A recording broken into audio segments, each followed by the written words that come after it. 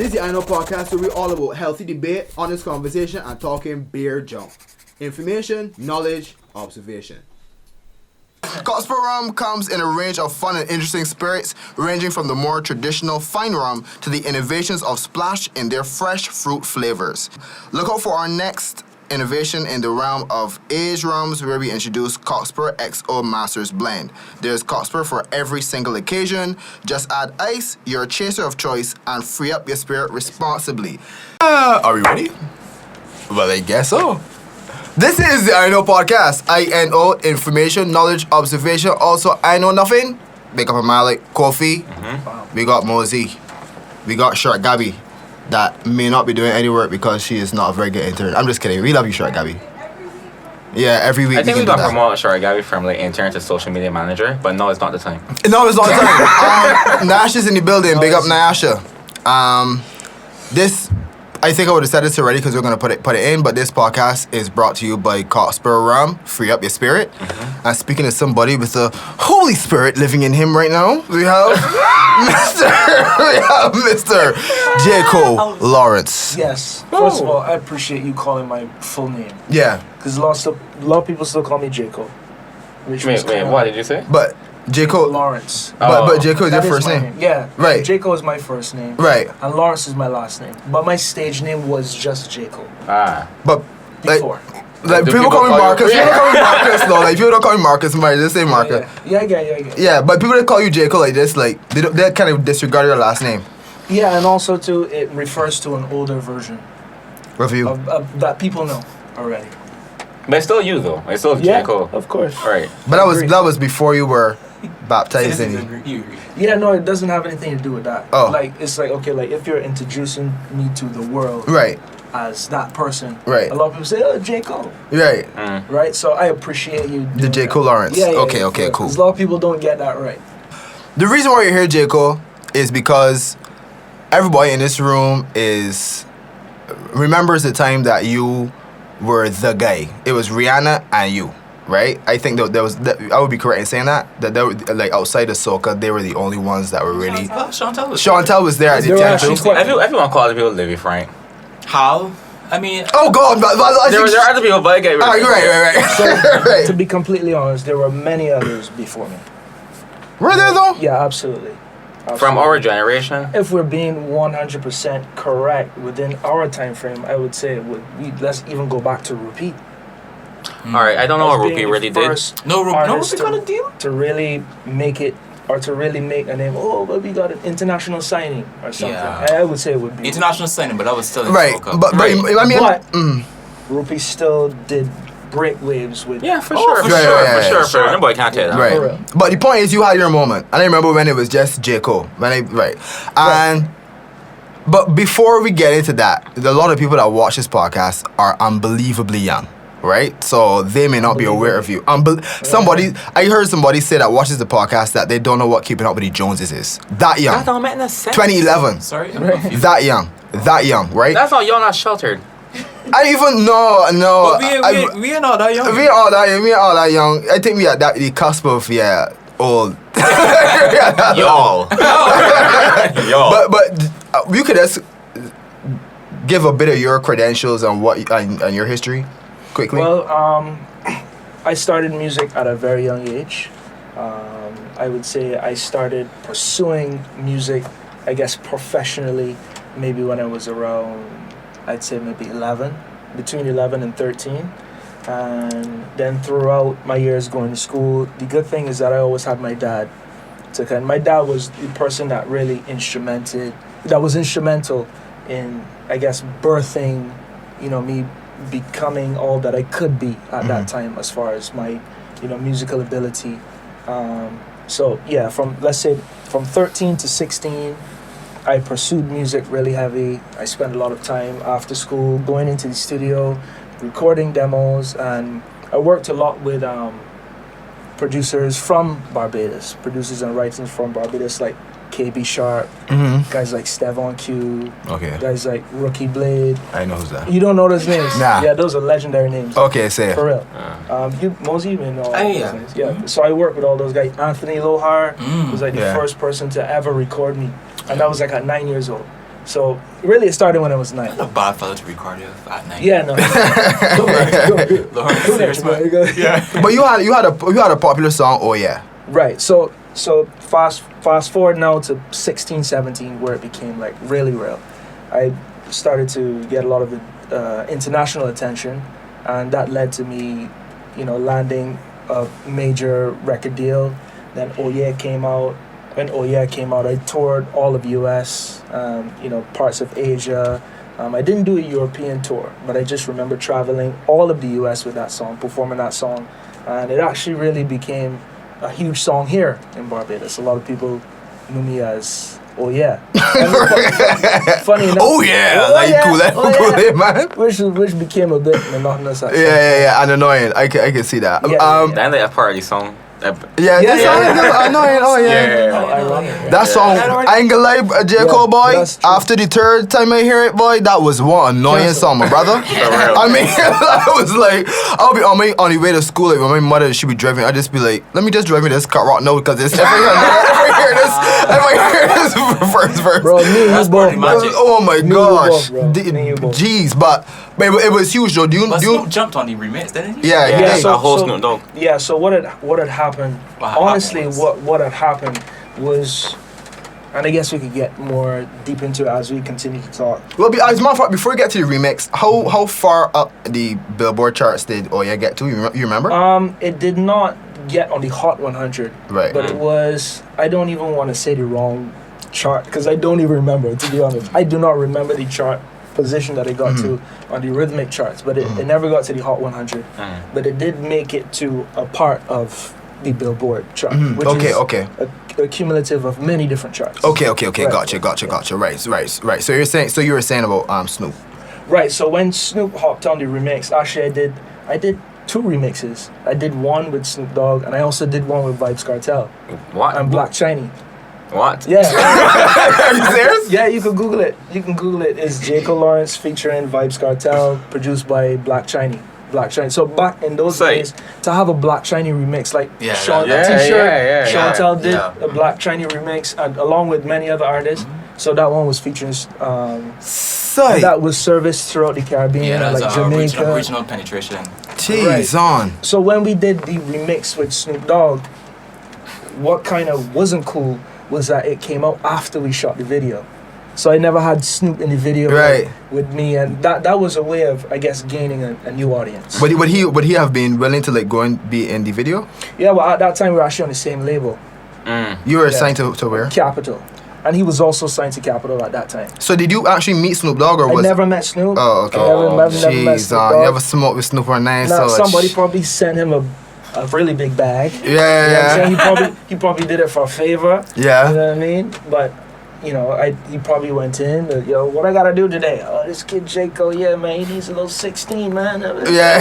That's it. But that's where most of these things start. Right. And then as the song progresses, then it builds into a relationship. But a lot of songs we hear, the artists don't actually get into the studio and like make it from scratch. You could talk about what it was like you were now touring now, and you had a pretty big name in the, I guess, around the US and stuff. Like, what was that like? I guess that was like rock star life, maybe. It was a bit of a culture shock for more than one reason. I feel like that was on the world was on the brink of the internet age.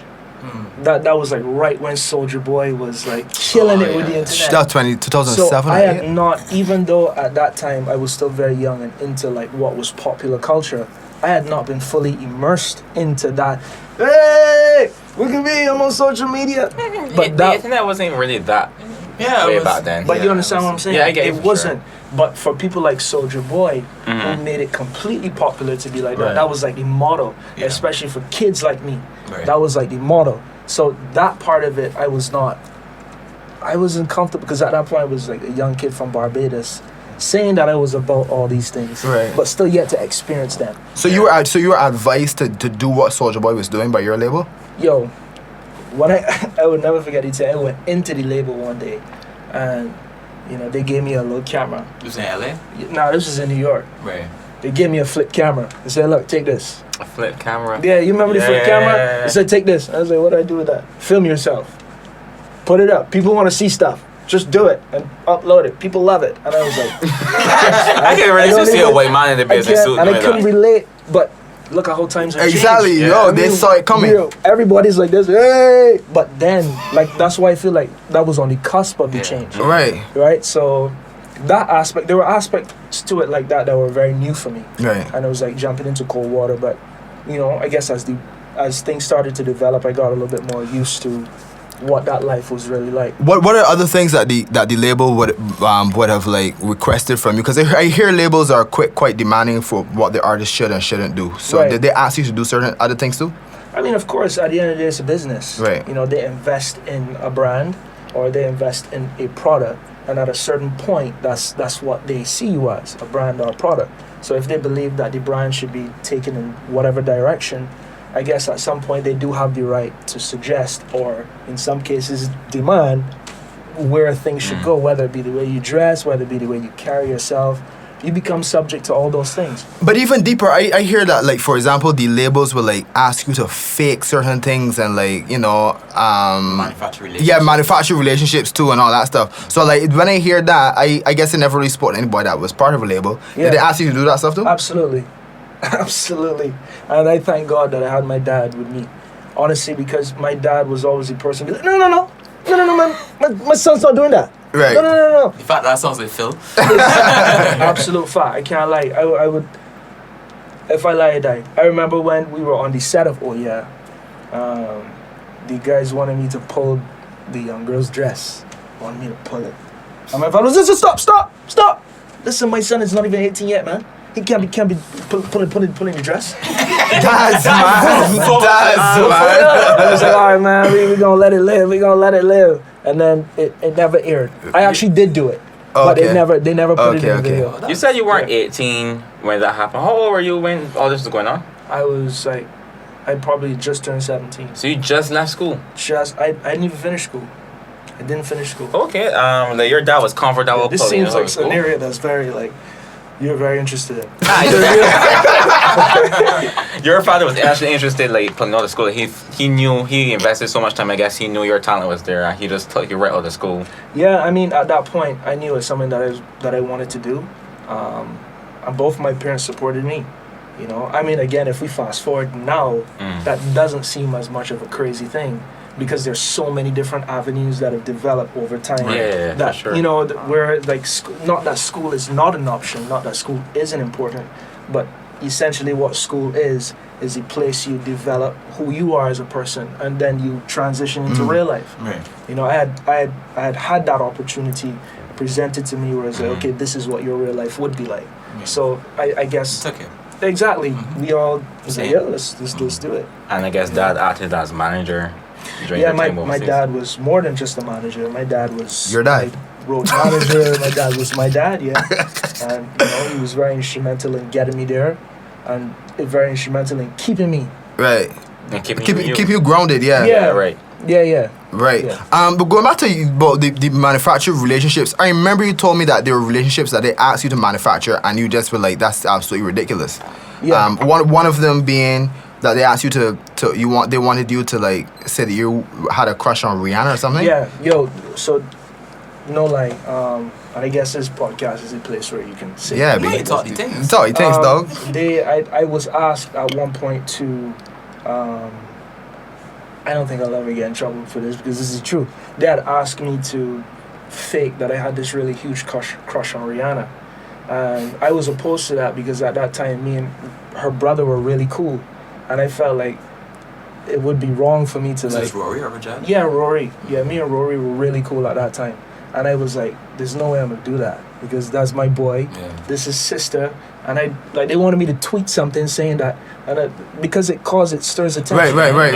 And I just wasn't with that. So when you see these celebrities now, and you see but I don't know how much you look at celebrity like gossip and whatever. But when you see celebrities doing things, you can kind of like tell when they just doing things like for an album release or to garner attention and stuff. No, you kind of see through the lies to some extent. Yeah, I mean, for sure.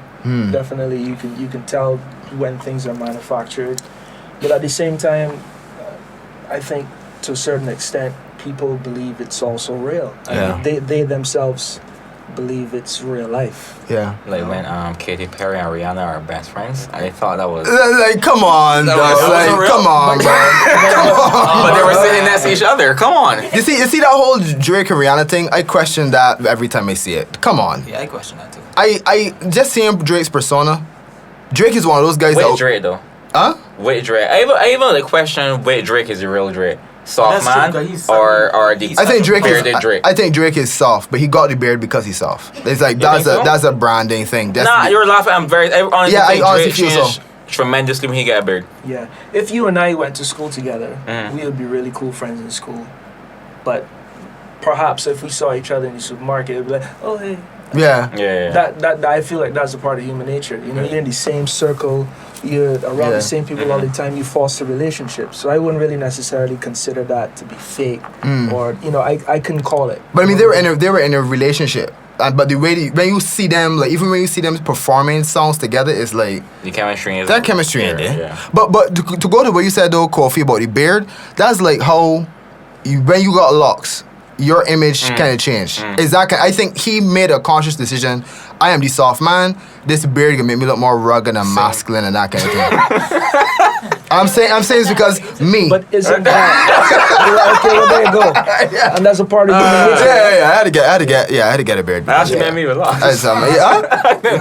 Yeah, we had to get things to stop looking like soft, pappy men. Yeah, no, I exactly. agree. Yeah, anyway. Right. We never soft, pappy men. Okay, No, I Jaicko. agree that That's what having a happened. beard Yeah. gives you a more people take you more seriously. You know they use cut lumber. That's what I was just gonna say.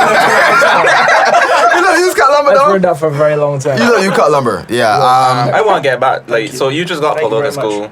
You I appreciate that. you get pulled out of school. All of a sudden, you're like touring the states or whatever. This is in 2007. The Yeah. MSN is still a thing. Like, I'm wondering, like, how did you 2008. keep up I with think it was your? 2008, I think it was. But yeah, go. Well, even BBM back then. Anyways, how did you keep up with your people back at home then? Like, how was your relationships maintained? MSN. But like, you ever had Blackberry, like, baby, you yeah. ever had like the My literally just repeated everything, Kobe. yeah. I mean, but you had like sudden So I did it. surges in friendship. Like people all of a sudden want to be your friend because Jaicko is the next Rihanna. You know, it's funny. I always had a core set of people around me that I'm still friends with today. I think I guess I don't know. That's a tough question. I never really thought about people that may have came into my circle of friendship Because of that. because I wouldn't say that. Really? Okay. Funny enough, it all stems from how I grew up, right? I grew up around my two older cousins, and we're all 3 years apart. So naturally, all of my friends were their friends. So in a way, that also protected me in a certain sense, where all of my cousins' friends are still my friends to this day, and I never really ventured outside of that circle. So even when I would come back home, it would be them, and we would just be hanging. You know, I guess other people would come around, but as far as my core circle of friendship, I can't say it really changed for any other purpose of fame or perceived value or anything like that. I no can't really ambition, say so that. that's shocking. Yeah, it is. It is. That's Yeah, but I shocking. guess that's my own doing. I never, like I said, I never really put myself out there to. I don't think you have to for somebody to try to get behind you. He can say that using next. I never thing. really invited it in there. Oh, okay, I okay. never Okay, really- oh. He had barriers there. Stuff, bro. Yeah. Like, But I was never really like. when you were touring, one thing that I know about touring, dog, tour money is enough money. Right. Did you personally, although you were part of the label, did you make a lot of money touring the US and Asia and stuff? So, the place I was in, I was doing a lot of promo shows. So I made no money when I Right. was touring. It was all for promo. It was all like, there's a radio Christmas event happening in Wisconsin. I'm a new artist. It would be great for me to go to Wisconsin and showcase myself to the people in Wisconsin. And then also a lot of these shows are put on by the radio stations. And there's certain stations in America that generally control the flow of music throughout the so there are certain audiences, just like it is with voting. You know, there's certain states that control the way the elections might go. Yeah. Right. You know, it's the same thing with radio, Right. in a sense. So it's like a campaign. You're campaigning, you go and you speak. In my sense, I go and I perform. Right. I campaign around the city, you know, mix and mingle with the people. Then I build my core following, and then it turns into like, yeah, we like this kid's music. We bought it. Now we want him to come back. But that with Oh Yeah, honestly, it had never gone past that stage. So you didn't make any money touring off of Oh Yeah? I mean, the substantial money. No, not that I never made any money, but the majority of me touring across the U.S. It was a lot of promo tours, and any artist would tell you that that's what it is. But I feel like where the song was, that I think that's enough for you to make like a good set of cash, like zeros, dog. Yeah. That's what you think that was what the case was. So another thing too, I never really owned a lot of publishing on that song. That's what I'm thinking. So that song isn't mine, you know. And I'm hoping for this conversation to now go into now, because it's very important to see that as where it was to where it is now. Right. Because that's not really where it should stay. You know what I'm saying? Not the conversation. Right. That's not where I live now. Because Right. I understand that ownership is important. I understand that, you know, copyright is extremely important. Having a piece of what you put out is very important. And with that song, I can't really say that I capitalize on that opportunity based on the circumstance. Okay. You know? So, But you've done a lot of things since then, though. Absolutely. So I guess it was more lucrative then. Listen, this is what you're trying to get to. Google said that you're worth $1 to $5 million. Is that true? well, to be honest, I don't even know. But I'm making that That's my people, man. nigga. That's my getting that green, son. Same, dog. Same. If you don't know, then that's good. Then that's good. Listen, I can tell you for sure. I ain't got $1 million. I know for sure, brother. I know what I'm worth, and it's far more than money. I mean, what you worth spiritually? Oh God, Bro, I don't know. bro, nigga, I'm gonna get that Lexus. That champagne. I won't get into that though. Darn, I should have put that as a question not to ask me. Okay, I won't get into that though. But okay, so between Oh Yeah and No, I am guessing you reached some kind of. Oh, why did you not reach where we thought you were going to reach? Because Barbados thought that you were going to go somewhere that you did not go. That's a good point. This episode is brought to you by Cockspur Rum. Cockspur Rum has a spirit for every occasion, from social events to formal ones, if you want to bring life to a party or if you want to bring life to a podcast. Some of our best podcast episodes have been including Cockspur Rum. Right, Kofi? Yeah, man. Like when we had Charlie Spice talking some ignorance, drinking rum punch for the first time in years. Right, rum punches do it for you, boy. Yeah. So, from Old Gold. Yeah, to the Cockspur Splash series, my favorite flavor person is pineapple coconut. And if you want a more refined taste, there's the Cockspur XO Masters blend. Look over that coming soon. All you gotta do is add ice, your chaser of choice, and free up your spirit responsibly. That's good. I guess a number of things, and not to over spiritualize it or anything, but I sincerely believe that was not the course that God wanted me to travel on. And you know, I could say so now confidently because I see where my life is now, as far as where things are now, and I think that I'm a lot more at peace. That's such a cliche thing to say. Yes. I'm at peace. I'm at peace with myself.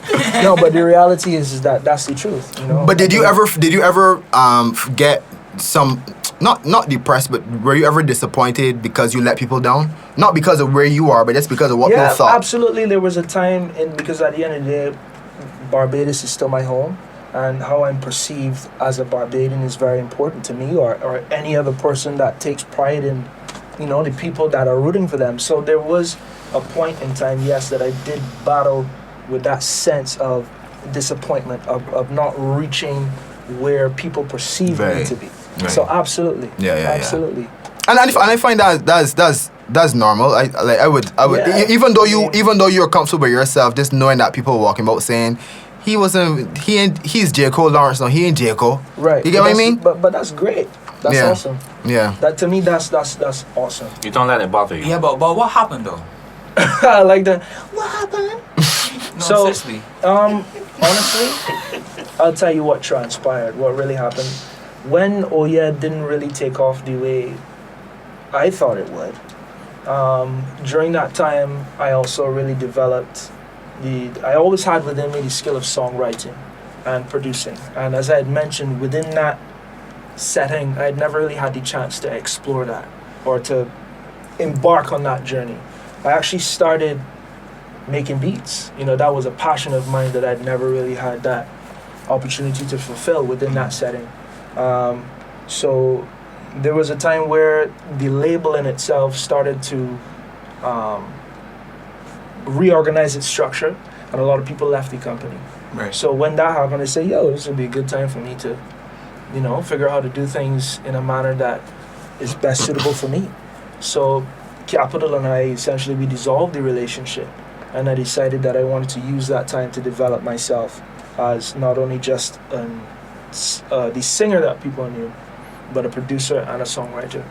So I spent a lot of that time, that in between time, you know, continuing to make songs of my own, and you know, I'd still released several music after and in between then. I know some of them. Yeah, there were quite a few songs that came out in between then. Yeah. So I'd never really stopped pursuing the dream, or I'd never really stopped like developing. A lot of artists, not meaning to cut you off or anything, but a lot of artists end up having to, label recoups like fees, like it's not really advance pay and whatnot. So what was the commitment you had to do to after the relationship dissolved, as you put it? Right. What was your commitment to That's a good question. Well, the fees. Yeah. So thankfully, Capital was graciously enough to just let me go. To be honest, there was no recoupment commitment. They had a song for me that would continue to, you know, generate. And up until this day, it still spins and generate, and I still see a portion of royalties and stuff like that. But again, they were gracious enough to say, "Hey, man, this is great." How do you royalties look for you though? This week, bro. You all right? Listen up. I want to hope your royalties got you living royally, dog. Bro, listen. I think that there's more value in this conversation than money. I don't even think that's true, big man. Like, I can't. Are your Christmases good? Listen, bro. Is your Christmas tree real, or like you got the same fake Christmas tree vibe for every? I have the same. Actually, do I have a Christmas tree this year? Funny enough, my mom is a Christmas fiend, so she has the Christmas thing sorted out. I don't get involved. Yeah. So yeah, that's your question. The Christmas tree is fake. It's real sometimes. Hey. We all do pockets, man. We all do pockets, man. We about that. A lot of the music industry, I'm talking as a person who's part of it, a lot of it has to do with relationships, right? Absolutely. Yeah. Relationships, I mean, is probably 90% of it, right? Wow, 95. Oh yeah. Put a little extra 5% on it. Yeah, it really Interest. is. It really is that. So if we could just go back a little bit, because I didn't get the opportunity to ask this, Marcus. How do you establish your relationship with Capital in the first? That's a good question. As I mentioned before the deal, I had spent a lot of time traveling back and forth from Barbados to New York. Right. And there was a lady by the name of Nikki Lofton that, you know, she was like an oracle. You know, she was the first person to really endorse me in the US. Right. And she was one that was, you know, well connected in the music industry, and you know, she got me in a lot of doors. And over time, the name Jaicko began to circulate throughout different buildings. So by the time I had gotten a record deal, people already started to know who I was. Again, me traveling back and forth, you know, being in front of. At that point, I'd been in front of every label. Right. And Capital, honestly, was the last stop before I was like, yo, just going back to school. Yeah. Really? You know, yeah, honestly, I was about to pack it up. And that was the last stop, because I'd seen every label there was. Yeah, know how that feels like. Yeah, bro. I mean, I'd been in all. What were they doing that was running you then? Because you say you were about to pack it up and go back. What was running you? It's just a part of the grind. It's just a part of it. You know, sometimes on the journey, people say no. Oh, you know, for whatever reason, people say no. You know, so it was kind of overwhelming. You kind of the amount of no's. And also too, I was a kid, bro. Yeah. You know what I'm saying? So the constant back and forth started to. I was like, yo, this is not even. I got you. There's a lot. I could go back to school. Especially for 16, 17. Yeah, And then I got a call from a good friend of mine then, who had become my manager at the time, and she introduced me to guy by the name of Christian Kute, who was, Chris. was A&R at Capital Man, Records just at well the time. known. And he believed in the project. He was like, yo, I'm going to take this to my boss, and we're going to do this. And I was like, yo, cool. Right. And we got He was head of A&R? Yeah. Yeah. He was actually responsible, well, in part, responsible for signing Katy Perry. Right. Oh. That was one of his, and then he left Capital. And when A lot of people left. A Yeah. lot of people left. Yeah, Mhm. yeah. As you said. Yeah. I want to ask a question, right? But I'm not quite sure if it's out of place. But I can still ask anyhow. Sure. You ever felt that if your father wasn't there, that you would be a bigger star? I think that's a bit of a personal question, but I will answer it in a way that I think is suiting. Mm-hmm. It doesn't matter what would have happened if my father wasn't there, because I can tell you that if my father wasn't there, I may not be here. Mm-hmm. Mm-hmm. Okay. So that's an honest Yeah, answer. I don't mean it to like chastise your dad or anything, because I think it's pretty dope that he was with you every step of the way. Right. But still, that Rihanna thing, like you have a crush on Rihanna, that would stir attention to your name. Yeah, Which is it's true. all great. I mean, it's awesome, and it again, you get those kind of results when you do those kind of things. Yeah. But again, in the bigger picture, it was more important to me. And again, that had nothing to do with my dad. Mm-hmm. That was my decision because I had valued the relationship In I that had with particular her brother. instance, yeah. Mhm. In Right, that right, right. particular instance, other instances, I could never fault my dad for being a father and simply just Yeah, wanting for the sure, best for his sure, son. for sure. I'm And not for saying me, for him.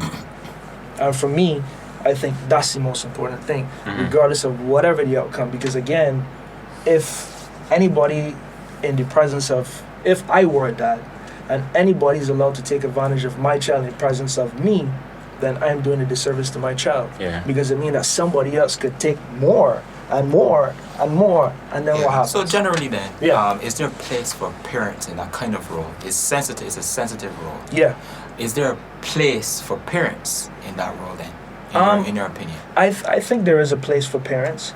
And I think also too with parents it is about striking the balance, because again it is still a business. Yeah.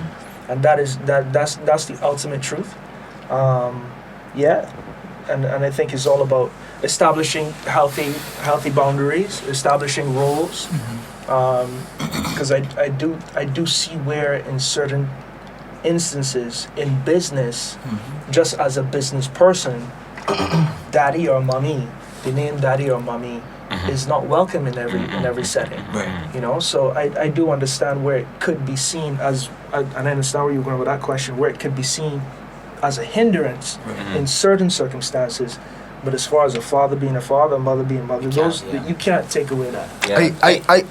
I was just saying, to add to what you're saying, I'm making jokes and things, but the fact that between you and your father, the fact that y'all chose like integrity, morals, and values over the darkness and the lies of the music industry. The dark underbelly. Because the thing is, right, is that what will start off as you just pulling the dress, a year later, after them just asking you, just keep doing this, keep doing that, keep doing this, and you train yourself to kind of do that, to kind of That's where it starts. to Like kind of football. undermine your own values. Yeah. Eventually, you become a shell of yourself, and a lot of celebrities that start off early, they don't realize that till late, that they wasted their youth by being yes people to people that were older than them that just trying to get money. That's what it's about. And right, so the fact that you did that, I really commend you for that. And also in credit to my dad also. My dad wasn't just a dad. My dad was someone who also had tons of a wealth of experience and knowledge in music. History. So, and again, he was somebody that was seen as respected. So he wasn't just a dad. He was there as a road manager also. Right, as you said. So again, there were healthy boundaries that were established. Yeah. With our relationship, and I don't see that as being a hindrance as to why I did not become the international. Before you go on, Kofi. You know what I'm saying? But even so, I still think about the fact like there are certain things that I made the right decision that helps me sleep at night, but yet I always think in that choice, what if? Yeah. Where would I be if that happened? Just to be curious, and just from my imagination, where would I be if that happened? And I feel that like for those kind of things that I will feel that same way. Just to add to what you're saying. I wanted to say though, I don't want you to discredit yourself because from like this short conversation so far, it sounds like you had a big sense of self-worth at 17, which I think is ridiculous. I feel at 17. It's ridiculous. That is ridiculous for a teenager. I get what you're saying. That's when you don't know yourself. You don't know what you were. Right. You think you know what's going on, but you don't. Right. It really does sound like even though your dad was there to push you in the direction, I guess your parents know each other. Your dad knew who you are and what you want. Right. It still sounds like you still knew what was going on though. Like you knew the Rihanna thing. I think the fact that you could say, I appreciate my relationship with Rory. Right. Cause you know a real man that would be like, yo, he's my boy, but I am going to tell people like you said. Yeah. And by the way, this is probably the first time he'll ever hear this story. We never talked about that. Really? Never said that to him. Like, well, Mr. Rory, share the podcast. If he ever watches it the first time, he would see that. Let's get into some of the things people don't know Jaicko has done in the years gone by. So when you look at your Instagram page, I seen names like you work with Jay Sean, with Benny Benassi. I know you got the gold plat with Akon. I would get what was the first? You know, gonna ask me about money again, right? No. Promise. Promise. But I do want to know. I want to know what was the first big achievement you made in terms of your writing and producing for people and stuff, and those big names. Oh man, my biggest achievement? Yeah. No, the first big one, because those are big names to work with those people. I would say that Akon was a pretty stellar one for me, honestly, because just how it all happened. And again, I spoke a little bit about that time that I developed as a songwriter and producer and stuff like that. And all of what you saw was as a result of me sowing those seeds when I had left Capital. And when you left Capital, you left on good terms. Because you said dissolve is different from drop, is different from when I get away, all that. You amicably said. Yeah, there was an amicable split. Yeah, which is the smartest thing to do for any artist. Absolutely. Yeah, There wasn't any animosity. As I mentioned, the company had switched up a bit. Right. And Chris Anakute had left, so therefore, he was the person that was really cheerleading me at that time. And again, at that time, the Jaicko project had not reached that place where it was a major source of income for the company. So it was like, yo, we're not making you as much money. Neither are you making me as much money as I could if we just say that this is what it was, right? And let's call it a deuce. So from there, I guess you use those relationships. You could just get into how you connected with Akon. Right. So again, I developed as a singer, songwriter, producer, and then I was introduced to a manager who then put me with a singer songwriter by the name of August Rigo. And we lived together for like maybe 2-3 years. And during that time, I was really able to sit under the wing of someone who was experienced in, the industry. And, there's where I learned how to record my own vocals. I learned how to really put a song together in a structure that was current. Because I had been doing that, but I'd never been around people in the environment say, yo, all right, look, this is how you do it. And me sitting under that kind of mentorship birthed into me branching off and starting my own songwriting duo with my partner Dimitri James who lives who you know a lot, man. You should be here. Why am I here? So we formed the union, and then for quite a few years we developed that as a brand. And he's a good guy too. Yeah, actually, man. He's a good guy. He's a good guy. I met him down and he got me. He's a pitch marble. Yeah, me. He cool. Yeah, though. We've been happy all that Cafe Soul Breeze. So when we established Formula 51, we was able to solidify a pretty cool publishing deal at Ultra Music Publishing, and that allowed me into a different realm of music. Yeah. The EDM. The dance sector of music, which I thought was cool because it was a lot different than what I'd been doing before. Right. With, the mainstream, urban, more pop. I was like, yo, this EDM dance music is cool. And plus, the world is a lot broader in the sense where the subject matter is different. So it really gave me a place to develop on a broader scale. And then, my friend DJ Antoine, who's a huge DJ in Switzerland, invited me to one of his writing camps in Greece. And, I had the opportunity to write that song with him and a few other producers. You said that song.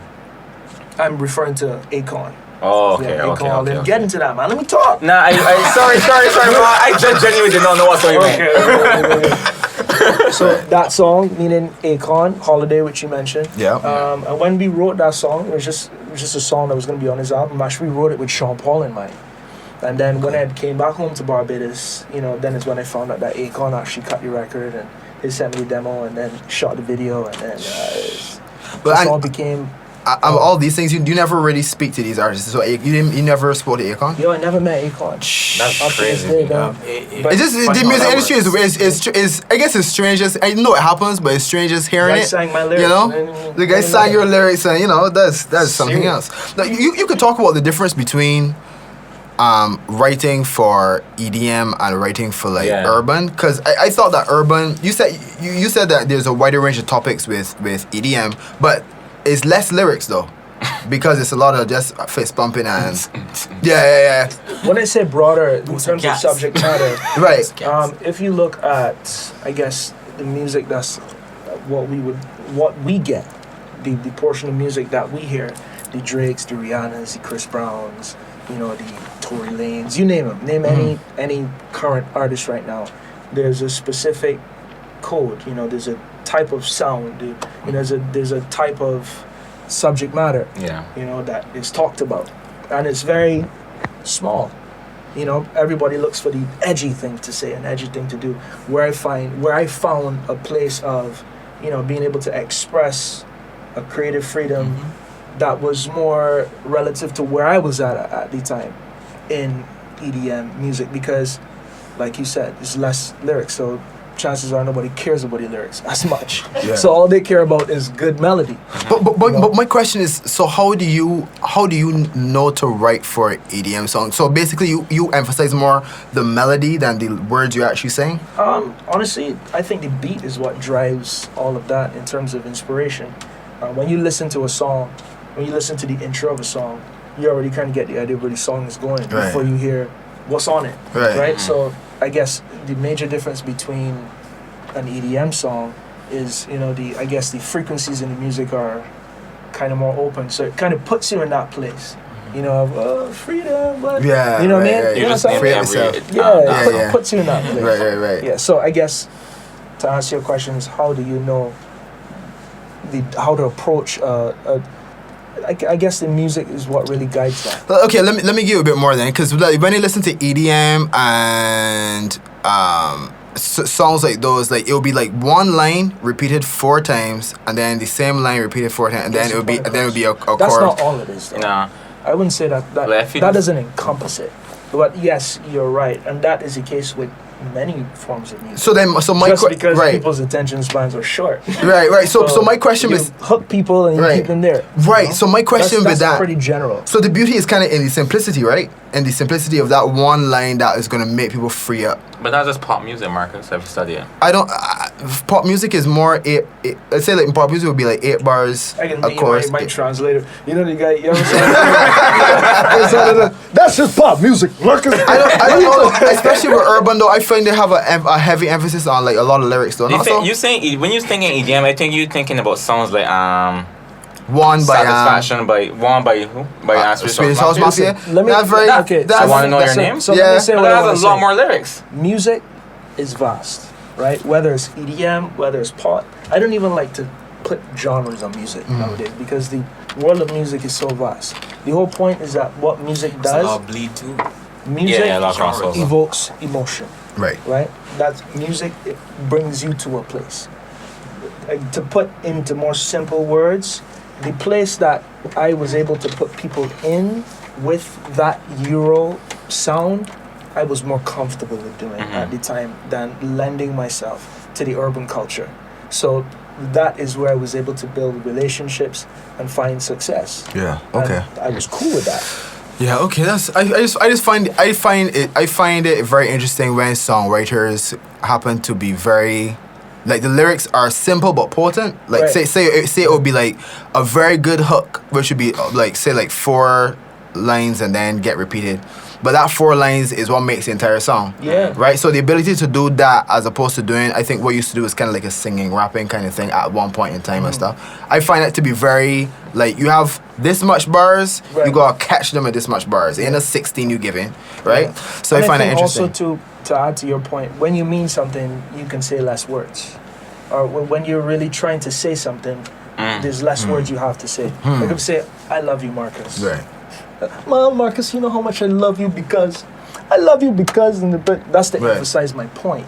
But if I say, I love you, Marcus, just that's oh, Jaicko, that's good. That's simply expresses what I want. Right. Okay. Question though, like you said you wrote for some EDM songs or whatnot, but you ever let your vocals sing your songs? Absolutely. So they're actually, as I mentioned, DJ Antoine. I did quite a few songs on that album, the same album that the one with Akon was on. And then there was another album that came out the following year, and I also was featured on a few songs.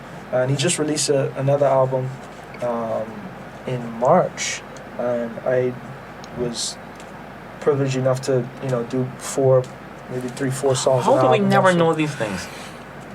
Because it's just like again, music is so vast, bro. I mean, the thing is, right? Like, have you ever heard of K-pop? Yes. You only now. No. No. That's his Alright, thing. so how long have you heard of K-pop? I've been listening to K-pop. No, he's a DJ. He's a DJ. He's a DJ. Being, But the whole point is I'm saying, before you being, it existed. Right. True. That's my point. Yeah. Right, Before okay, you yeah. being, before I didn't know about something, it already existed. My thing is though, you are next to me. You are literally next to me. Right. As a Bayesian man, I feel like I don't understand the difficulty. Do you follow me on Instagram? No, not also like. But hear me a minute though. Because I do post a lot of these things on my Instagram as far as promoting what I've done. I feel like okay. This is nation. Oh my gosh. But go on. Denise, when she's singing, can't actually Belfon. Right. She has a song called Masters of Work. I don't remember who the producers are. It's another EDM song, but I never had to look for that song. That song came to me, and I feel like there are whenever Bungie and It's Just No. I think it's Just No. There are EDM songs that I find Caribbean people on that it lights me up because I personally like to hear EDM. Yeah. So to have you next to me working with people that I follow and I do not know that this is a Jaicko on the song, like yeah, this probably is. means I need to broaden your listening. I don't think so. Wait, hold on a minute, Kofi. We get into something, right? I don't know. This guy. If I could say something, but it is part of the process, though. I mean, the songwriters and the people who are on the other side of the studio partition, you don't really hear about those people as the artists that really shine. That's part of it. But still though, I there's certain artists that I hear about that get publicity. But the thing is you don't. You understand me, Marcus? You don't get as much publicity. But the thing is you don't. But the thing is, it seems like you don't have an issue with it with Bajans. My question to you is this, and this is going to be very broad. As an artist, how do you view Bajans? So, all right, your question was kind of like a statement, and I kind of want to respond to your statement also. Too. Okay. You said that I don't really care, or that I don't. It seems like you don't really care about the publicity, right? There was a time, right, in my journey where I'd stopped promoting myself as an artist, and this was also around the same time that I had just developed as a songwriter and producer. So a lot of songs that I also did under an alias. Formula 51 was an alias. Because I didn't want to have a bunch of songs out there, Jaicko doing EDM, Jaicko doing who is Jaicko? So I said, let me create the marketing as well. Absolutely. So I said, let me create an alias, which Formula 51, I had done plenty songs on a Formula 51, and I could guarantee that millions of people have heard these songs. So I don't really think that it's a matter of why didn't I hear them. The reality is that we still live in a different part of the world. You are not. Although yes, you are interested in many types of music, and so am I.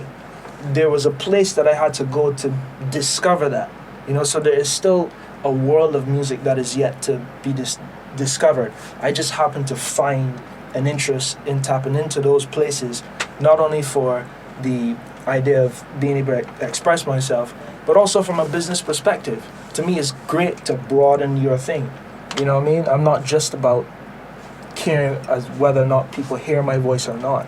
At a certain point, it's like, yo, I care about if I can eat off of this. You know, so because of that, I've been able to put myself in different parts of music that aren't necessarily always popular. You know what I mean? So I guess that answers the question why I didn't really care. But You know what I mean? but what is your view on Bajans? Because it doesn't seem like you really care about how they view you. Because you could easily say one sentence from what you just said, all of your accolades, and that would be in the Nation newspaper tomorrow. Right. But you don't do it. So how do you view our culture in a way? So I have definitely celebrated all of my milestones where I have the platform to do so, whether it be social media. Social media is a big part of how we communicate. If you go on my social media, you'll see that I've promoted all of these songs. You'll see that I have celebrated the fact that I, had the plaque and stuff like that. I guess maybe how you perceive me is the way you perceive me. But you're right, to a certain extent, I don't put my accolades before. But why? But why? Why? I mean, what? no, meaning why do it? Why do it? Why do it? Why do it? Yes, why do it? Right. I agree He with is you. tapped into a subset of music in which he is eating, Right. right? Mm-hmm. And making personal wins Right. and so on. Why broadcast that? Right. Why is the onus on him to broadcast that? Well, I think from a social perspective, understand what I'm saying? it is good to share. So it's not a matter of whether I do broadcast that, but I guess it's a matter of to what extent, or the motive behind it. I guess we live in a world where people, oh, look at me, look at what I've done. Which is great to a certain Quiet place. moves though. Quiet moves. On the flip I- side I'm of with that, you. on the flip side of that though, I think you're starving the Bajan public. That's what I'm trying to get across. Don't think I should be begging to find new avenues and I should not beg to broaden my horizon. I'm not saying, oh my girls, look at me. But like the fact that I have no idea that you have songs with Benny Benassi is strange to me, because Benny Benassi has several of my literal favorite songs, not just favorite songs from a whole genre, some of my favorite songs. So like that connection, like I am currently 1 degree away from Benny Benassi. That is insane to me. So he should say, hey guys, I wrote a Benny Benassi song. But it's not. I have no problem with. Go ahead, Kofi. Go ahead, Kofi. The very last mix I put out for the public was future bass and chill music. I have never played either of those genres in any fat out loud ever, but I still put it out, and I'm like, hey guys, this is something I created. Let me know if y'all about it. I asked like 10 of my friends, retweet this, repost this. And I'm getting messages from them saying, I did not even know I like this sort of thing. What is this? Ask this DJ what this is. I didn't know there is a But Kofi, that's your responsibility. That's not his responsibility. You're a DJ. You're responsible. But as an artist, I feel as an artist, as a creative, it is your responsibility I kind of see what he's saying also too. Because we're not. When No. Alright, I glad Nasha here called Nasha is Starter Girl. Nasha will find a song. Right. And that's Nasha's song. Yeah. Nasha don't like anybody else to like that song. Right. But I think as a creative, no. I'm not saying you're not, by the way. But as a creative, when I stumble on something great, I just want everybody to experience this great thing. It didn't go before you, Right. It don't be for you, but for somebody to like, yo, look at this song. Marcus, you might be out of frame. What? Sorry. I get too For somebody comfortable. to like to have this thing and like try to be selfish with it, like guard it, or it feels like that's what it feels like to me now. To hear this, like it feels like you guarding it for yourself. Let me add to what you're saying. Can I add to what Sure. Kofi's saying? It's selfish because I know many Bajan artists that would be super inspired to hear that somebody from here did it. That somebody from here did this unconventional unconventional music genres that we don't even think about, right? Right. That and you did it successfully, and you happen to make music with people like Akon and Benny Benassi and Jaicko. The fact that the public doesn't know that, and I ain't saying everybody, I'm saying there's a community of Bajans that would be inspired and motivated by here's what why you I'm say. here. That's why I'm here. Yeah. I guess so. Also too, I will say that there are also people that know these things. So, I mean, again, I have not withheld any of this information. Yeah. You know, I really haven't. But at the end of the day, right, there are there are many hats that I wear, right? You are looking at it from the perspective of where I came from. Also, too, you're looking at it from the perspective. So that's why when we did the first, you say, "Hey man, Jaicko," I was very happy to hear you say Jaicko Lawrence, because that it means something to me that there is somebody that sees me, that sees me from a perspective that's broader than what that is broader than just that one thing. My passion for music, it goes beyond what people can see. It goes beyond what people will ever see.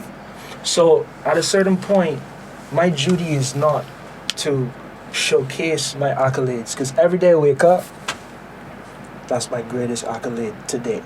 You know what I mean? You know I'm here because I woke up, right?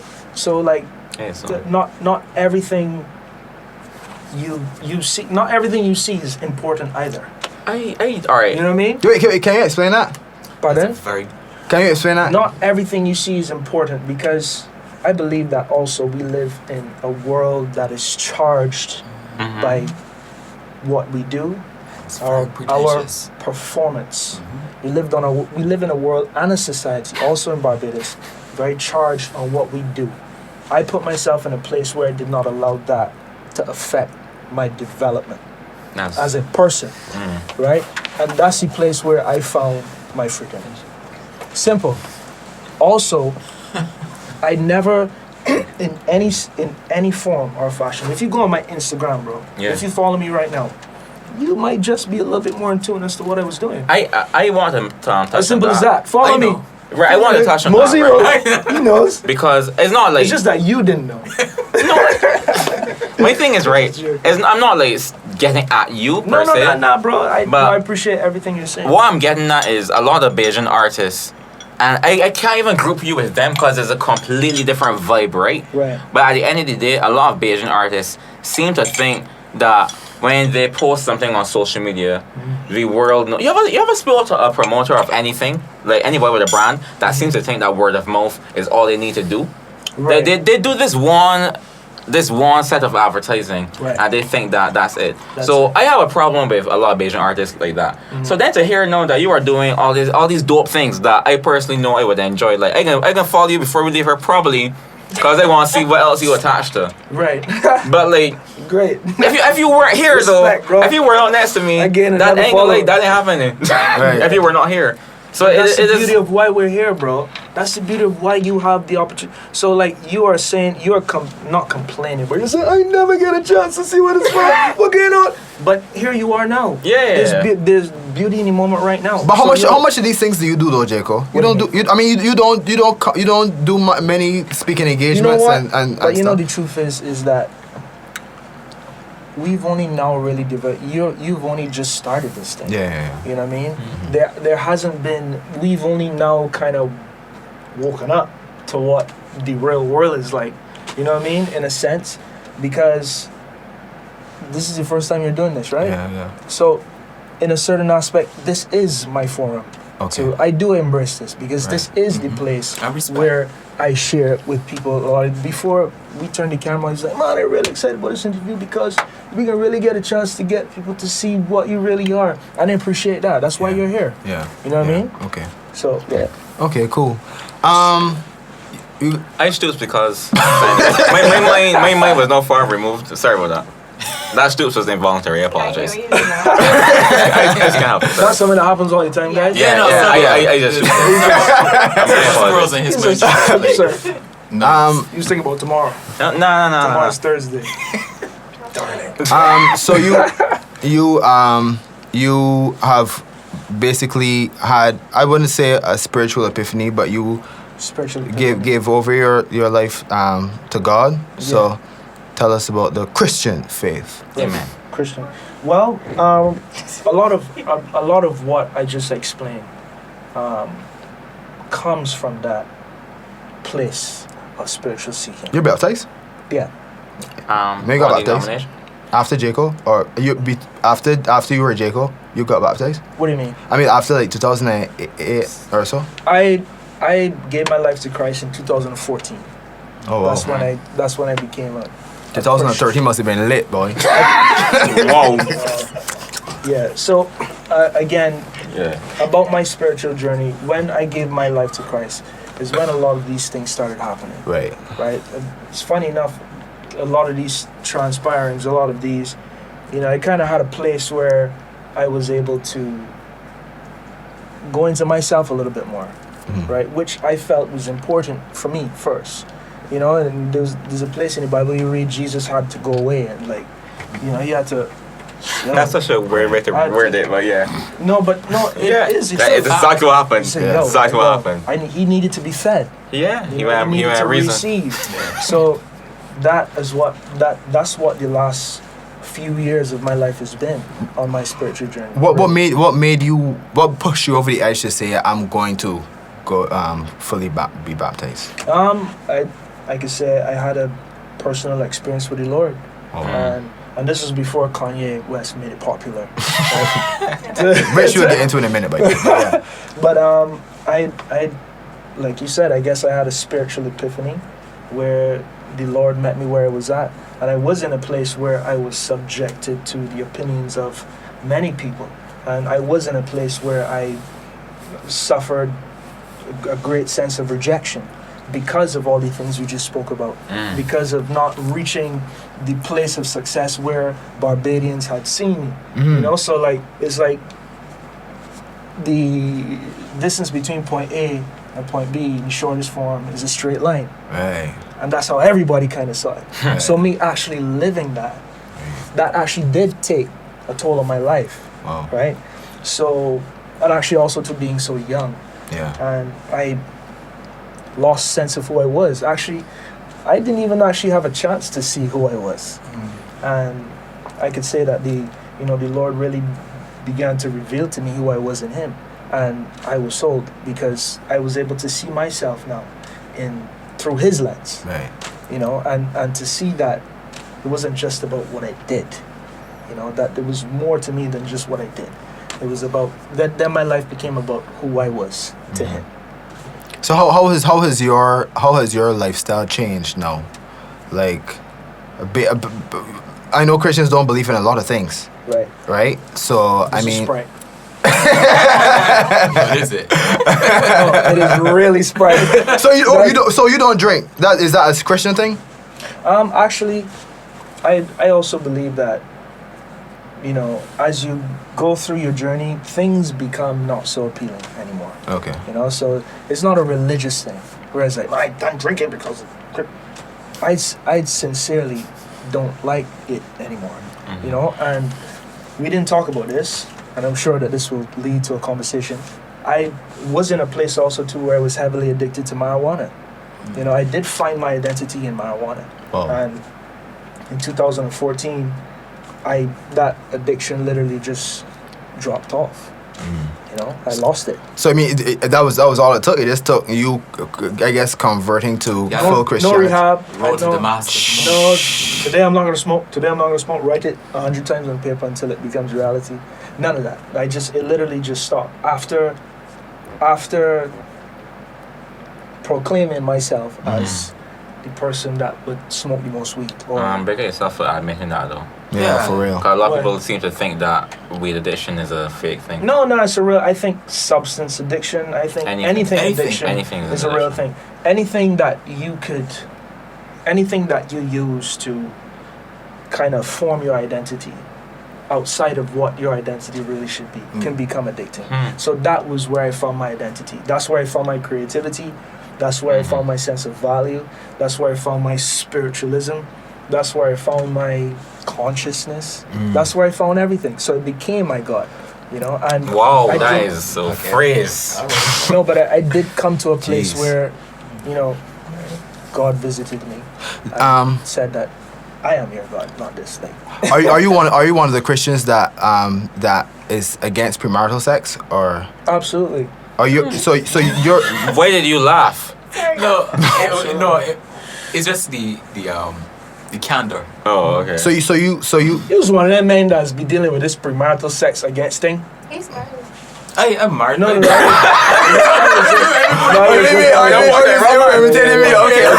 I got you. You was one. Sorry, man. B. Marcus, you want to say? Not cool, man. So do you? So you haven't had sex in a long time since 2014. Long time. Okay. You wanna ask me why? I think Yeah. or you just gonna leave Oh yeah, no, I'm gonna ask you why. Right, okay. Why? What the friend? What happened in this?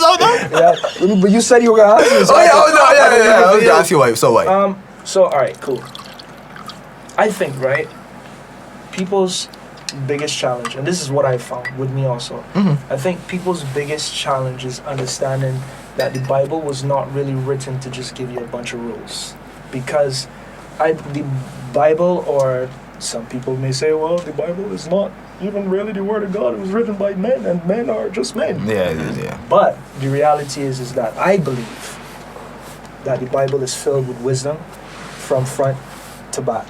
I believe that the Bible does illustrate the most beneficial way of life. And I understand that that's completely offensive in today's society where there are so... Like I look at her, she's like, over there.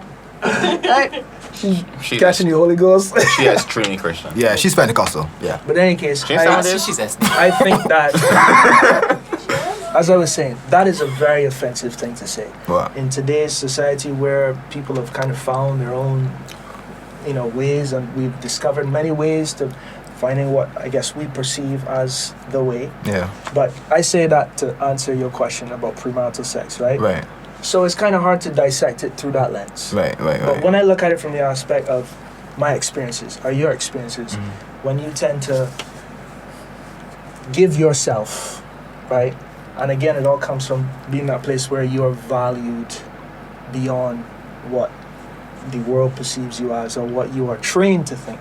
When you begin to see yourself through the lens of Christ, the way you value yourself changes. So I know that I'm really only special to that person in this way because it was designed to be this way, to bring forth beautiful children, to be something that's desired between me and this other person. I began to look, wow, how does God see this other person? Whoa! So you mean that this other person is just as special as me in God's eyes? So wait a minute. I've been doing this with a million other people? You know what I'm saying? Yeah, and then yeah, so when you look at it as practical as that, it takes away the don't have sex before marriage because it is bad and I say so. Right. It actually gives you an opportunity to look at your experiences. What have your experiences been when you've gone about life in that way? Amazing. I'm kidding. Okay. Go ahead. I get what you're saying though.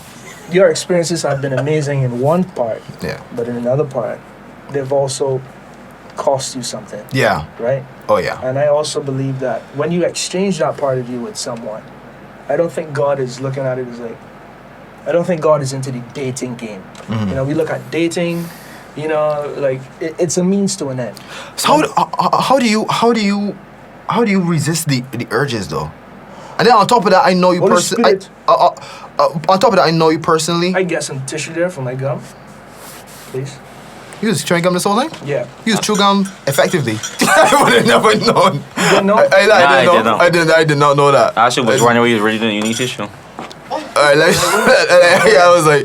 was like, tissue for what? He was all gonna do when we talking about this. That's why I was getting at me. That was crazy. I almost lost my train of thought. I kind of know you personally, and I know the girl that I don't know if you still have the girl that I thinking about that you had last year or before, but she's a bag of sugar, dog. She look good. Right. How do you resist those urges, dog? Man, Because honestly, like with girls that I have dealt with, it's difficult for me to say, well, let me hold off until they do the 90-day rule and think when. Yeah, no, it's difficult. The devil is tempting me. Yeah. And I give in. But you see now, I guess that's the difference. The devil tempts me also, bro. I mean, there's no between you and I. There's no different. It's not that I'm saying to you that I've got it down pat or that I am perfect, like 100%, got it down to a science. I really don't. But I think that's the beauty in it, is that I realize that I really need God. So then what you do? What do you mean, what do I do, bro? You know what I mean, what you do. Don't ask like you know what I do. You premarital sex, but you premarital, you know? Man, come on, man. You're crazy. What a non-answer. Yo! But I want to know, like, you got some, you have to have some kind of release, though. And what is the release that is pro-Christian? Because I hear masturbation is wrong. Right. I hear premarital sex is wrong. Yeah. I hear anything that has to do with lusting after somebody is wrong. So like, how do you? And I do. And you are human, so I mean, like, yeah. I believe that to a science, but I also believe God's grace is greater than all of that, greater than all of my urges. And also, if you would read, I wouldn't say that you would read like you don't read, because I can't assume that you don't or that you didn't. But actually, there's a part in the Bible. There's a part in the scripture where Jesus actually goes through all of the conceivable temptations that man face, to say that, look, we don't really have any excuse because I did it. So I understand what you went through. So therefore, I can give you the grace that's far more abundant. Then BC girls in Lil no be. Y'all I cannot get too deep. Y'all guys. Don't many. Popping, bro. Y'all are wild. I get what you mean. I get what you're saying. For me, it sounds like I hold myself to a really high standard, but I do believe with all my heart that whatever it says the code is, I do believe that God provides me with the grace. So like, I do struggle with things as a man, looking at women. I do struggle with women looking at me in a certain manner, and going after women. There are things that I do constantly have to bring before God in an honest manner. I say, look, yo, God, you gotta help me here, because this woman look real good. And you know what I mean? And I put myself in that honest place. I don't think God is he understands. Yeah. But again, it's no excuse though for me to just live the way I want to. Right. You know what I mean? Go ahead, Kofi. I think religious practice and that thing is important, but where do you draw the line in your practices? Because the same way how you could say as Jesus could do it, I could do it. Mm-hmm. There are things that reportedly Jesus done that isn't ideal. Like when he went, even in the regular Bible, when he went to the market and skinned up tables because people was worshipping and selling in the temple. I said market, no. When he went to the temple and skinned up tables because people were selling, that's not. They made it a market. I don't think that's ideal. I can be real. As ideal. A man that my father is a bishop, I don't think that was the ideal Christian thing to do. Well, I think also you put human context to the text that you read. And I think we all do that. Jesus went, Mom, what a bear, but he was simply addressing the sacredity and the seriousness of what that place represented, and it also merit and warrants a level of seriousness. There is something called godly anger. God does also get angry. You do know this, right? Yeah. God also is a very terrible God. And I think that we do have a sense of righteous anger. You know what I mean? It's like there's nothing wrong with being angry, and I think that for me, getting angry is part of human emotion. So I just say that to break down the way you put it, because I understand what you're saying. Mm-hmm. I don't look at that as discrediting his anger. Because again, they did turn a sacred place into a den of thieves. They had started to adopt practices that were not constructive, or that were not. It was the wrong place at the wrong time. Well, I'm trying to understand what you're saying, Kofi. You're saying that because Jesus didn't do things that were always perfect, that's the argument why we shouldn't do the same. I'm not saying you should do it. I'm asking where you would draw the line. Like he said, I would personally say that I follow the teachings of Christ. I would not call myself a Christian because I don't necessarily go to church. I don't go to church. But there are parts of the Bible that I honestly, personally would omit. So when he said that the Bible is, you said, I don't remember that quote, but you said front to back. What you said was front to back though, right? Yeah. You follow the Bible front to back. Right. From beginning to end is filled I don't remember exactly what I said. Right, but the point I was trying you from the whole front to Bible back is filled with things that are. I don't think he means beneficial. every verse, every line. I think he means that there are parts in the Bible from front to back that have. Well, I interpret it real different. Okay, I don't think he says every line. You don't mean every line word for word, right? Or you mean every line for word for word? I believe the Bible to be 100% Right. accurate in the promotion of human life in a manner that's beneficial for God and man to That's my point, though. Okay. Because I feel like the Bible, all right, there are contradictions in the Bible because I will always like not carry anybody around to me because it's true. There are contradictions because Right. it was written by 66 books. It was written by a couple different people. Canonized. Right, but it's written by a couple different people. Yeah. Like a big couple of different people. So obviously, like different accounts of the same story and got different sides or whatever. I don't even care about that. My point is, at the end of the day, it's a New Testament, man. Okay. Right. That's a weird way to put Me it. too. But Me too. right, so when Jesus come now and was like, all right, they got forget that, forget that. They got two commandments. They got two commandments. But Love God and love one another. Yeah, but that is not discrediting the Old Testament. I know it's not to discredit it, but I'm saying there really and truly is some stuff in the Old Testament that wild. No, I mean, No, but it's the very same. wild. This is the thing, Bro, no, hold on. Okay. Yes. Mhm. There's some stuff in the Bible that is absolutely wild. Like, it is like, huh? You gotta help me with this one. But where I stand and I stay, Lord, this look crazy, but I trust that this makes sense to you. Yeah, but that's the thing. That's the thing that's so scary. The blind trust. Yeah, The blind trust, it's because then how do you differentiate between your willingness to have a blind trust in this particular interpretation of religion, Right. and Wow. there are other religions that Yeah. you have to kind of turn a blind eye to certain things too. Like, So I can't how- say he wrong. Yes, so that's what I'm saying. That's what I'm saying. And to be honest, like, honestly, typically and generally, I don't get into Bible debates because it does kind of go down the road of who's wrong and who's right. It's a rabbit hole. And it's like, that is never my intention.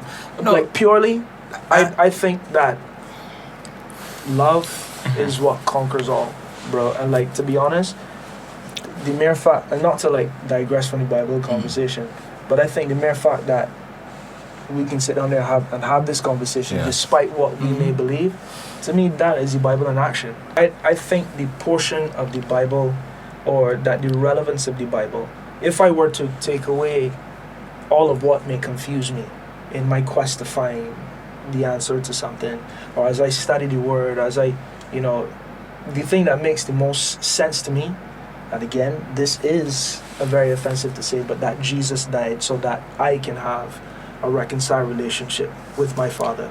And that is again, but why do you need to say that? But that's something you accept. That is something Because- that you because- also accept, yes. But I'm saying that in essence of when I read the whole thing, that's where it points me to. There is a desire for me to have a relationship with my Creator. So not even like with a condom, dog. Oh my god. Marcus is. Come on, Mark. Anyway. Wait, I want. I don't. It ain't a Bible argument, but This is the longest portion of this whole interview. is it? Naturally. Is it? This is always going to be. But alright, you said. Did you even say this word verbatim? The idea I got from what you said was you don't necessarily like carry the teachings of Christ. No, So that's not what I said. Right, it's not what you And said. I'm glad you asked that question because I wouldn't want it to be misconstrued that I said that, or that I said that I don't necessarily carry the teaching. When I say carry, I mean like teach others. If I don't Like would you try to make Marcus a Christian? Well, I try to make. I would love Marcus into. So to make, I cannot make anybody anything. For sure, but you could point him out the door. But I believe that I could love. If I give you finish, you stay with me. If I was like, man, look at me. But I believe that I could listen. love Marcus enough that he would begin to start to look at himself as that, and then that would eventually lead. That's to your him responsibility, Jaicko. If that's my responsibility, yeah, is it? I feel like Maybe that's. let me hear your music. Joking. So is it my responsibility? Yes, to love, is it? to love Yeah, others? yes. Absolutely. Not love, I think we have. but based on your love, Right. that it would somehow start some kind of conversion for Marcus. Because that's another thing that Christians try to do. Right. And I question the effectiveness of it. Right. Right? There's evangelism. I can't listen. And trying to convert folks with the expectation that if I were to do this, I would reach this person in this place. And what the Bible does also say Right. that no one can come to the Father unless he is called. Right. Right? How do you reconcile these thoughts? Yeah, you're absolutely right. And I think the understanding is this, that again, I can't make Marcus or anybody do anything. So that isn't my agenda. Mm-hmm. Like, I don't have a scorecard that, or like a board that says, yep, today I got Marcus. Tomorrow I can get Christian Kofi. wrong, babe.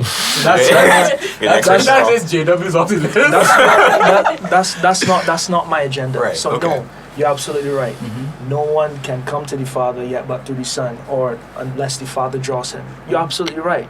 So I go into the situation, look, my only agenda in it all is to live like, so that he could have an experience with me that he sees how much he's loved. Right. So that is what leads him to God, not to me. That is what leads him to the Father, not Gabby, me. no one can hear her. But I think that these conversations. But by the way, I always make sport at Gabby for being a Christian, and the reason. National exposure. Sure, Gabby is not doing her intern role. She is doing more than she should. Right. You right? Right.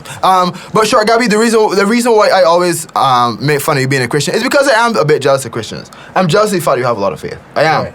I'm jealous of the fact that you find motivation in something bigger than us. There are times that I always like forget to pray. There are times that I kind of feel like I lose a connection with God, and Me too. and there are times that I feel kind of weird about it, and I get jealous when I see people that have this routine of loving God and seeing how that love kind of spreads into loving themselves and loving other people and stuff, and having these values instilled and stuff. I feel very kind of envious about that. So I think I poke fun, but that's me actually because I feel a way.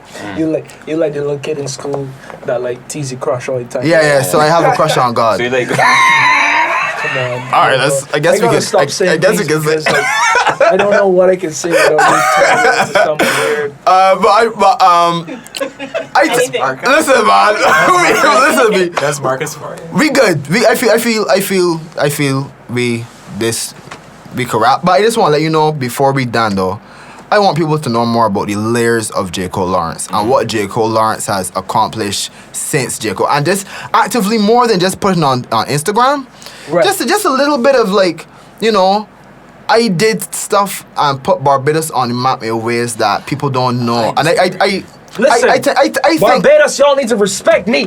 Because that's not what you want to say. Don't look at what it is. Don't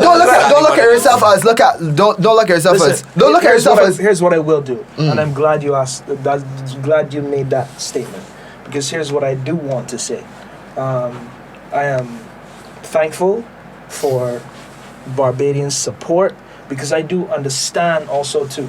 There has been a place that I have starved, I guess, Barbadian public, and I do have fans here in Barbados that have.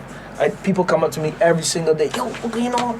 What going on with the music, man? For real, man. You're so talented to a brother, man. What going on? I believe that I owe those people not an apology. that was racist. But I believe I owe those people some music. I owe those people some product, and I have some music on the way. Especially when you sold 6,000 albums locally. Yeah, that was before. That was way before. That's a stat. I mean, if you look at it That's a stat. geographically, People bought. That Yo, album, that's Jaicko. crazy. yeah, I mean that was before I had a deal or anything. Yeah. So, and that was another thing to say. Had it not been for that support, or had it not been for that, what the Barbadian my Barbadian core had helped me to develop, it may not have been all that it was, because similar to now, it's the same thing it was then. These people want to see that you got the ability to gather some sort of following. So because of that, because of the 6,000 albums, because of the things that I'd done here, the radio play, Mix, Hot 95, 98, big up to Hurricane, Tisha, I could call everybody, or every Malcolm X, what I mean? Like, large of the people. Everybody, what I mean? The Bard, remember Bard used to play my music Bard right through on Hot. Yeah. And if it had not been for that, I had not gotten that recognition, which I do, because I never really got an opportunity during this interview to look at it in a positive light. But I do see it as something that was great. I do see it as something that was a great accomplishment, because I went after it and I accomplished it. So that in itself is a great achievement. Well, I do appreciate also to the places that it took me. The ability to connect with people in many different parts of the world, and to perform on different platforms, and I mean, it was an awesome experience. Fantastic. Well, I mean, I think that's a good place to end. And thank you. If you could add this one tidbit, because I think you may be omitting this, but how do you reconcile your spirituality with the secular music that you do produce? How do I reconcile? Yeah. Usually, reconcile that. Yes. How do you reconcile that, sir? Well, I believe also too that I love music, and I don't look at music religiously, right? I believe that I believe that what comes from within me should represent, or what comes out of me is a representation of what is within me. So I say that to say that I do make music that makes people feel good. I make music that I guess you can relate to as a man that has a wife. You know what I mean? I believe that music is an outlet where we can express ourselves as human beings. And then there's also a portion of music that is strictly unto God. So I don't limit God to just secular gospel, where I feel as though I have to be either in these two boxes. I believe God could use, we didn't talk about this, but when I was in my place of searching for the Lord, one of the songs that God used, where I was at, was John Legend, All of Me. You guys can look at the lyrics and see what it talks about. That was the place where I found God expressing to me his sincere love towards me. It wasn't a gospel song. I wasn't listening to Travis Green. But your interpretation I wasn't listening to Fred Hammond. I liked that stuff because it was musically correct. But God, so I think God is bigger than what we deem as either or. So what did Jaicko? Go ahead. Yeah, what did Jaicko reject a song? This artist wants to talk about. Shaking, ass or whatever. Do you think I would reject that? No. The question is to you, sir. Right. Mm-hmm. But you? Well, I absolutely would reject that. A song that's talking, because again, let's not blur the lines either. There is a standard.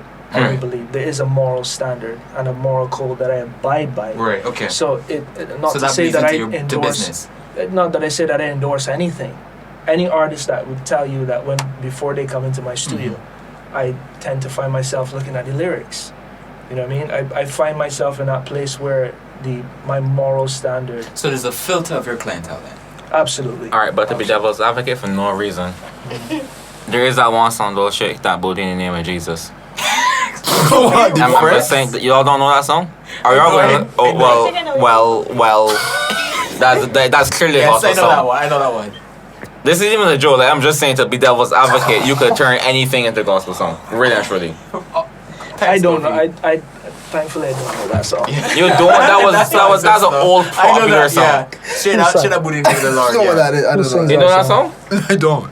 I do. That is a very popular gospel song. I'm not making this up. Yeah. Yes. Who sings that song? I can't remember who, but it might be Kurt Franklin. It might be him. Well, sing. I didn't want to put it on Kurt, but there's a man that talks over it, so I'm assuming it's him. Wow. Jaicko, this is what the podcast is every time. Every time it's like this. It's like this. I can't forget to shout out the fact that I do have an EP that's coming in 2020. Coffee. I have an EP coming. Thanks, man. I got some music coming. 16 years late. And I hope after all the talk you give me today that you got that on loop. I am going to follow you today. I'm going to look how you're at the music. Yeah, nice beer, John. Don't mind him. I look forward to it. And you, right, so you'll be. So my EP is coming. Right. A lot of these songs that I've been working on right now are produced by myself, written by myself. It's just that project that is like, I guess I don't want to say reintroduction, but it is like, let's call it like an update. Yeah. You know I really look forward to it. And everything you hear in that, it completely explains where I'm at. It completely explains, I guess, all that we've talked about today. It completely explains the way I feel about music. Right. You know? I'm genuinely interested. So no sex sounds, obviously. Well, it depends on who you're whatever. No.